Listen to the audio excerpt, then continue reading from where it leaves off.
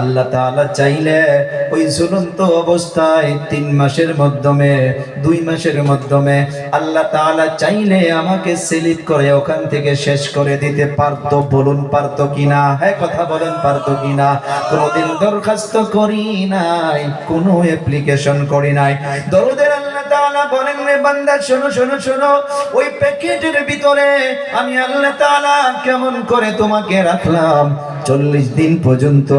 দরদের আল্লাহ তাআলা ওই গোশতের টুকরা হিসাবে রাখলো। ডক্টর গুলো সেই জন্য বলে, আমি অনেকবার গাইনো ডক্টরের সঙ্গে আমি এটা ডিসকাস করেছি। ডক্টর গুলো সেই জন্য মাদেরকে বলে, ও মা, প্রথম 1 মাস তুমি বালতি উঠাবা না, 2 মাস পর্যন্ত তুমি খারাপ রাস্তায় বেশি আপ ডাউন করবা না, তুমি চর্বিযুক্ত খাদ্য খাবা না, তুমি গরম তেলযুক্ত খাদ্য খাবা না। কেন কেন কেন?